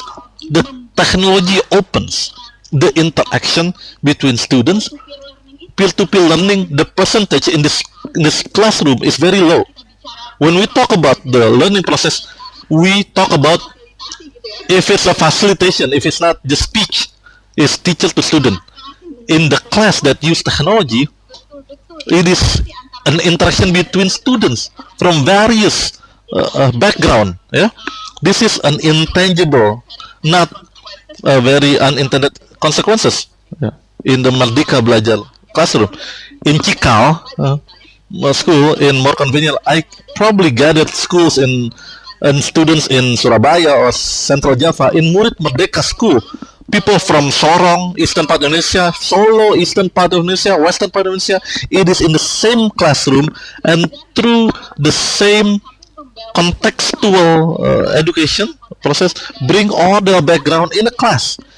The class is more qualified, it's the quality is higher compared to conventional. That's the good story of this kind of technology, right? This is something that we need to endorse, we need to campaign about it. To be honest, COVID is a crisis situation. We have a lot of crisis, not only learning crisis, but if people say, COVID is golden age of technology use, you're wrong. No, what we have is traumatic experience for the student, traumatic experience to technology. Zoom fatigue is real, even for us, right? Imagine for students and younger children, for teacher that is forced to do it. Yeah. So what we want to do now is basically how do we, with this traumatic experience, with no other option available, with all this bad experience, how do we make this a better experience? Yeah. Especially after pandemic, and this require innovation, successful innovator, and require support by all the stakeholders that always endorse this kind of technology even after pandemic. You want to add? Yeah. Short, very short. What Ibu Ila mentioned earlier remind me. I forgot to mention, that basically one of the main role of the ministry is to define the objective. The other task is to also provide the strategy. If the objective is what we call the education profile of Pancasila, character, value, disposition, capabilities that it enable student to be a lifelong learner, the main strategy is with transformation, transforming each schools to be a learning community. This is the theory of change in the Merdeka Belajar.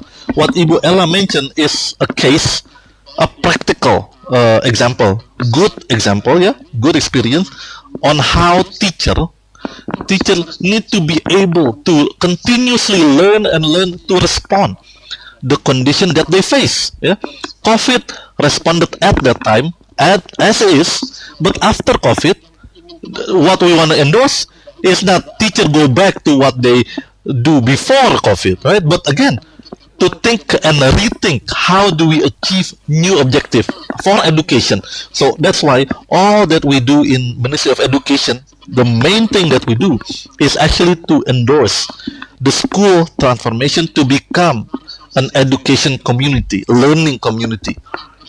The program that is not mentioned, I think, also relevant is the program of teacher movement program, we call it. Yeah, the ministry tried to replace the leadership of schools, all the principals, yeah, with the teacher that have the highest passion and becomes the agent of change in school. Again, we want to work with the existing teacher, yes, that's true, but the most important thing, element of change, is the principle. That's why the main thing in Merdeka Belajar is basically how do we replace all the principals that will retire with the best teachers that's already in the system. Yeah. Very much, also for bringing the importance of principals and The, leadership in school. the, So the last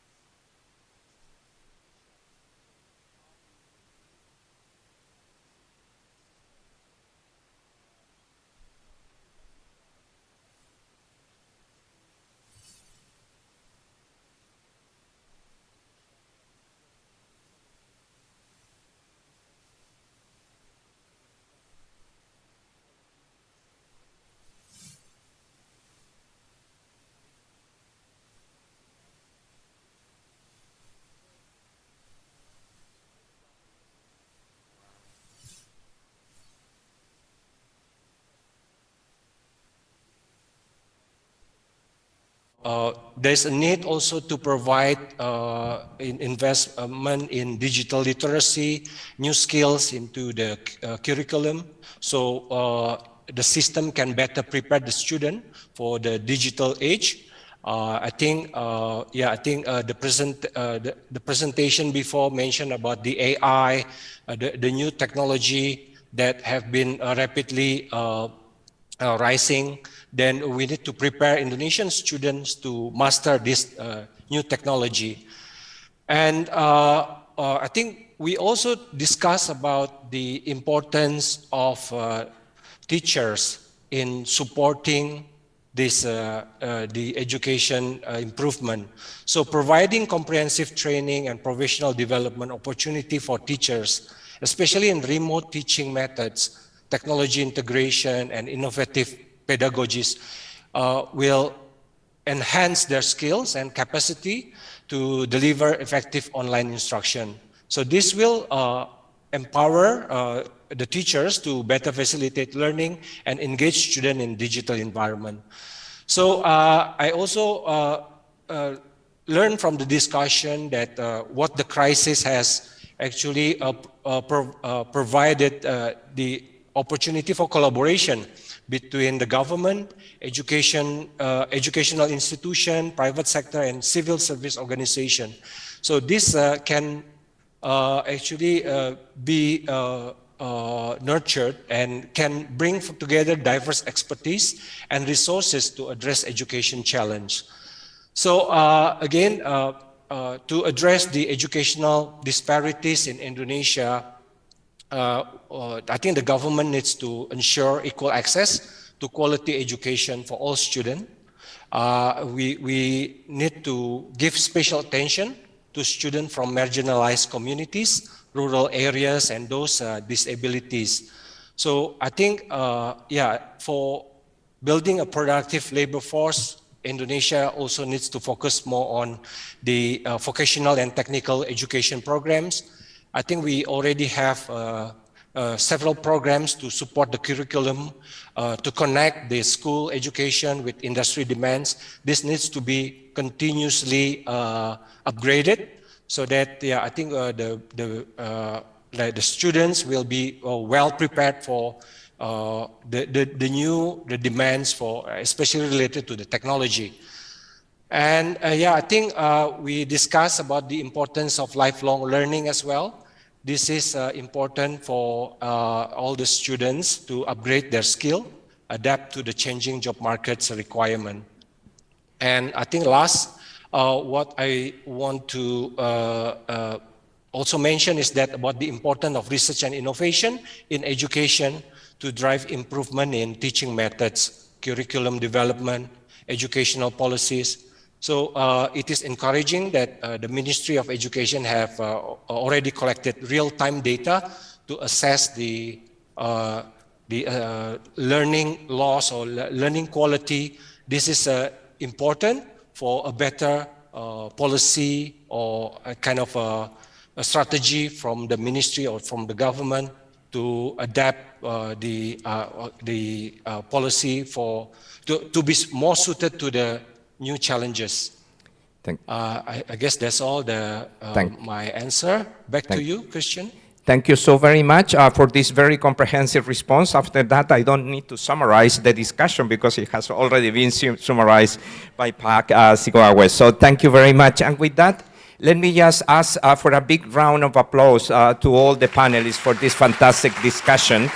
And let me thank Ibu Eli, Pa Nino, Pa Sigoawe, and also Pa Ramdhani, who is in a very important meeting at this time. And we have a token of appreciation for our panelists. We will send you this by pouch, Pa Sigoawe.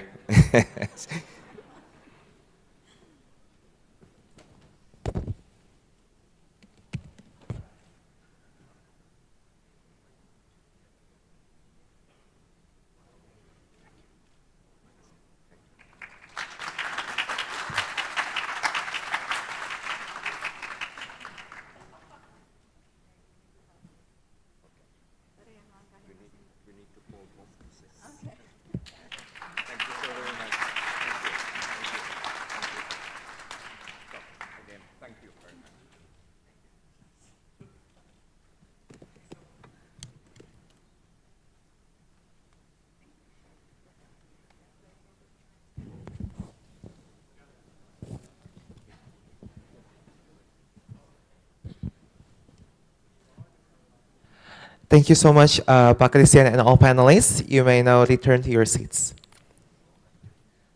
And once again, I would like to invite a round of applause to our panelists and also moderator, Bapak Christian, and also Ibu Najla, and also Pak Nino, and also Pak Siwage and Pak Ali Ramdhani who joined virtually. Ladies and gentlemen, the panel discussions also marks the end of the IP launch today. The report can be downloaded on our website, worldbank.org/IEP. To get the latest information regarding the World Bank programs, reports, and other activities, please follow our Twitter account at Bank Dunia. For our journalist friends, you are invited to join the press conference in Jasmine Room. We will have colleagues from the External Affairs team to show you the location of the Jasmine Room. My name is Ilman, and on behalf of the World Bank team, I would like to thank all of you for your participations today. I hope we can see you again in the next launch of the Indonesia Economic Prospects. Thank you.